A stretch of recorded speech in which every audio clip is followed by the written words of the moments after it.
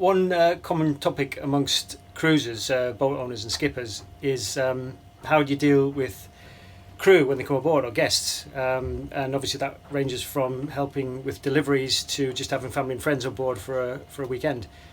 Obviously having guests on board is really great and fun and helpful most of the time, but we do know of many cases where skippers have actually kicked people off the boats because there's been some conflict on communication. Really, it's communication about what is expected from crew and what is expected from the skipper. You and me, we're family. The bond that we share is as deep as the sea. No matter how rough things may come to be, you and me, we're family. Sing ho, hey, along for the ride. Ho, hey, I'll stay by. It's the summer and we're having lots of people coming out to visit. Some experienced in boats, some not. A lot is about managing expectations. Some people may think that you live on a luxury yacht and you spend your days chilling on deck and drinking G&Ts. Okay, yeah, the weather's quite nice now, but the reality is quite different. And things like long, hot power showers don't exist. Also, fresh, fluffy towels each day don't exist. So when the guests get on your boat, they really have to slot into that kind of lifestyle as well. And we don't drink G&Ts every day. In fact, we don't drink every day at all, and especially not when we're sailing and when we're underway. We have a rule where we don't drink any alcohol, and no one does when we're actually sailing. For example, you have one towel for 2 or 3 weeks. You have to pump the toilet by hand. Little things like that add up, and it's more like camping than living on a luxury yacht. It's different being a house guest than a boat guest, because in a house everything is on tap. You know, even if the boiler goes down, you ring a plumber. If the water goes down, you ring the water board. But in a boat, the skipper and the crew basically has to maintain all those services, and so there is infinitely more maintenance to do on a boat. So how do you keep up with that when you've got crew or guests on board? So yeah, like Woody says, on a boat the water has to be made. Everything we use has to be made, so we're always really careful about how much we use. And then washing up, seeing as we rinse in salt water, someone has to get the salt water out of the sea as well, so you can't just turn the tap on. So it's a lot more difficult living on a boat. There's a lot more tasks to do than it is when you live on a house. And the same with gas. Gas is in a bottle, a gas bottle, and when that runs out, then we have to find a place to refill that bottle.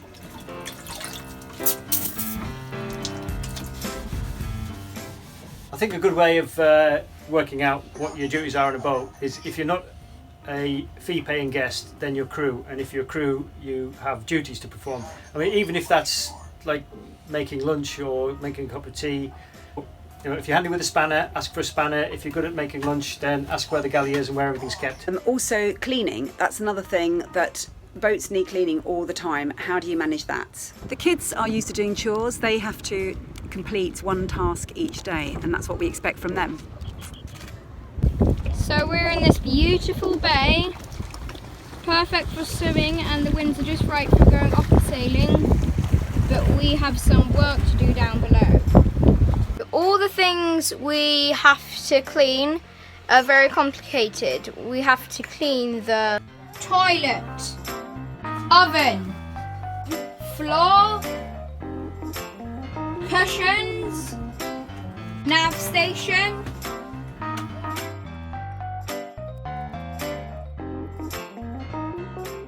and any general clutter in the cockpit, which I think is going to take hours. And I almost forgot, the beds kind of need making. Right, so Woody, what are you doing today to prepare for our guests that are about to come tomorrow? Well, we've been meaning to do a deep clean for a while and never got around to it. So as soon as we've got people arriving tomorrow, I want to clean behind the oven, which hasn't been done in, we shame to say, probably about 3 years. And it's filthy down there. I've just had a look, and there's, you know, all the grease has gone down there and food. So I need to disconnect the gas pipe and disconnect the gimbal, and then we can take it out and then give it a good clean.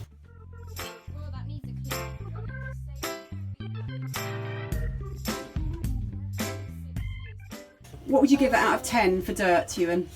Well, probably I'd say 4. It's not that much though, but there's...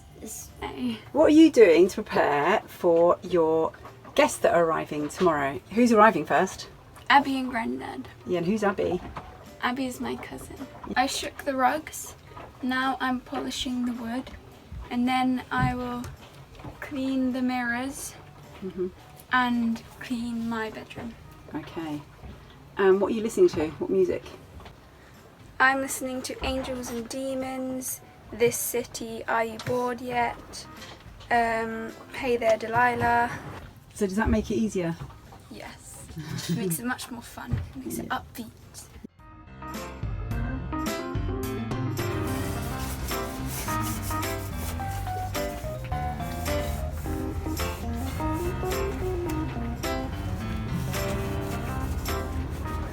I was cleaning the cooker, there's a real sharp edge, and I tried to pick it up, and it just sliced my finger. Can I see? Oh, gives me shivers.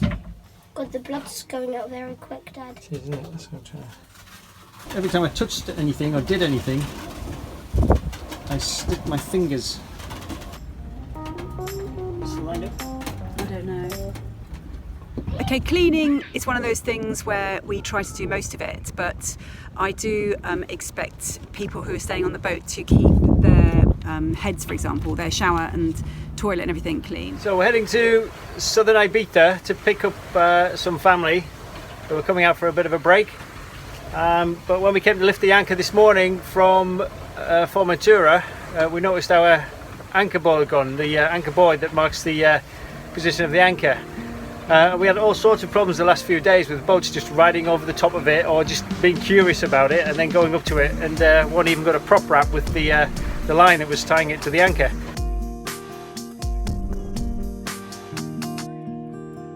It's a busy channel, this, as you can see, because there's a very small gap between Formentura and Ibiza to squeeze through.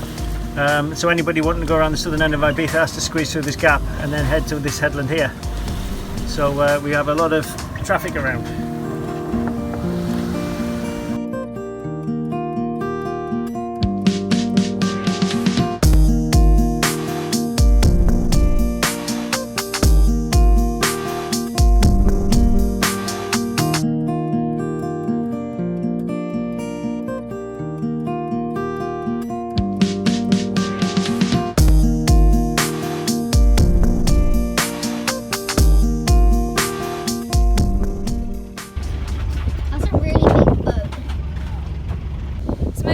Tomorrow, and Abby and Grandad are coming out today, so this is where we're going to spend my birthday.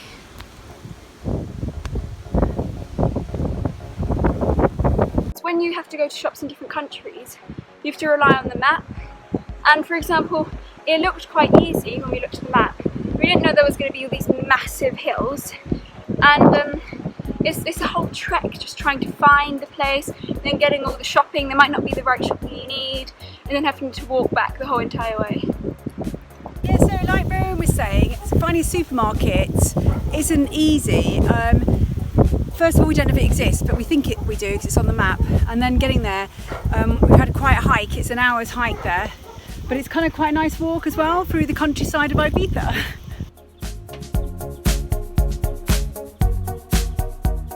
This is definitely a very exclusive part of Ibiza that we found accidentally. There's all these houses behind these high gates and fences. Nice gardens though. So yeah, we made it after an hour to the supermarket. Do you think it's a supermarket, Rowan? It looks more like a restaurant. But the supermarket is closed for siesta and not open till 5. So do we bother waiting or do we just forget it? Okay, so the shop did eventually open, and we sat in the cafe, had a drink and waited, and now we have to walk back the hour with all our bags.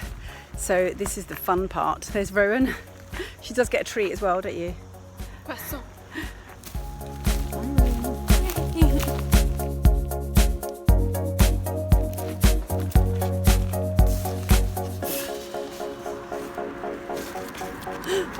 Okay, here we go. So yeah, this is another part of prepping for guests, trying to get some fresh food.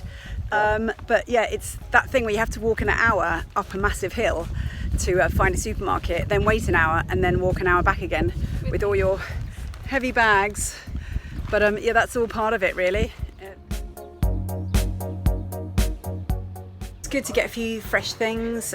It was quite an expensive shop after all that, after waiting an hour and then going in. I mean, all of this stuff cost about 50 euros. Or 50 or 60 euros, so that's quite a lot for kind of just a few basics, but I think that's what you expect really in small shops. That plane! They're on that plane! Oh my god! Right there! Who's that? Abby and Grandad on that plane right there! That! Just there!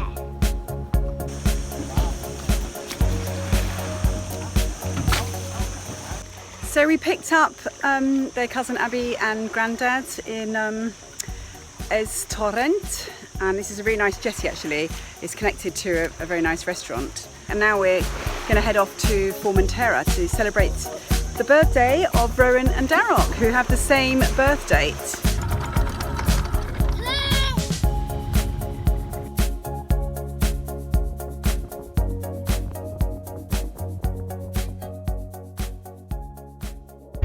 Time to make cake. So it's going to be a big chocolate cake. I might make two. I'll see how much mixture I've got. Well, we're having a chocolate cake, which personally is one of my favourite cakes. Skibbereen with flowing hair and ragged jeans and floating in a vivid dream as classes go by. And every day at 3 o'clock she's out the door.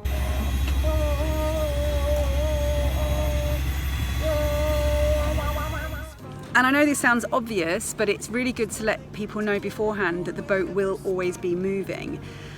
We have actually had people stay on the boat and they've been really surprised and freaked out when the boat's moved a little bit or even a lot.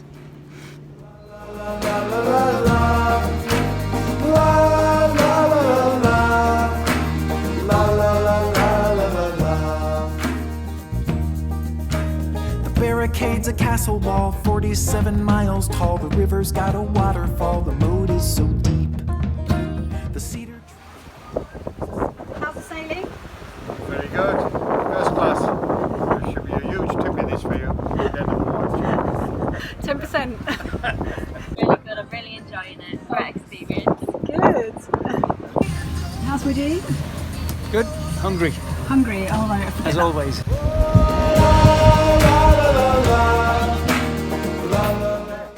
And food, yeah, it's one of those things again where people have to be quite flexible. Cooking different meals is not really practical and not economical when you have limited resources, and I think that's the same for most liveaboard boats. The dreams of your past never quite seem to last in a future that's so far away. But here in this place, you know, Molly,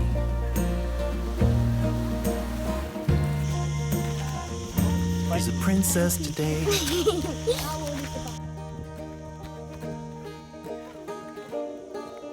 In a little while it's dinner time. She leaves the kingdom in her mind, a bookmark in the storyline. The chapter is done.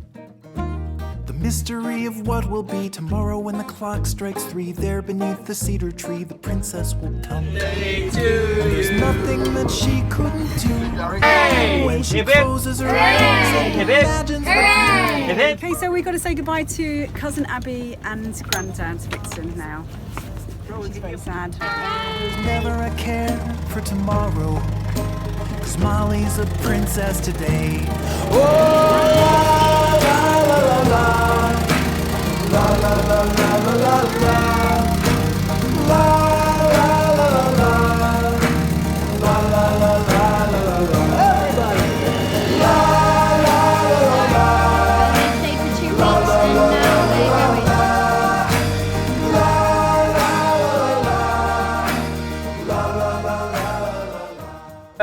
We just dropped off some guests, some family that we had out, and obviously there's a lot of laundry and a lot of shopping to be done. So this is how we've done it. It's taken us a few hours to get to Lidl up the road and get the shopping and then go and do the laundry.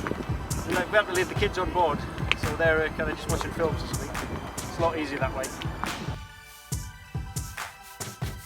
Another thing that happens is the boat gets very dirty as well, not just from guests but also from the rain, when there's sand in the rain and stuff like that. So the boat's really grimy at the moment. So while we come in here and get water in the Club Nautica in San Antonio, we also give the boat a massive clean up. And I'm sure you've seen this before in some of our vlogs, but here we are again.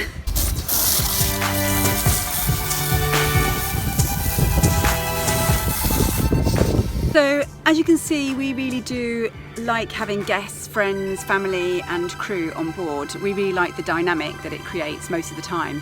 It's up to you if you have guests and how much you get them involved in the day-to-day running of your boat. For longer stays, I would suggest outlining your expectations really clearly. We've actually laid out a kind of what to expect list on our website that you can find on the link. For shorter stays, I think it's more difficult. You can't expect people to get involved with everything, but I think be ready to be flexible and communicate anything as it comes up. I think some of the main things really to be clear about is food and water and resources on the boat. So I think if you're upfront and clear, I think guests are a lot happy when they know what to expect on a boat, and I think a happy crew makes a happy boat.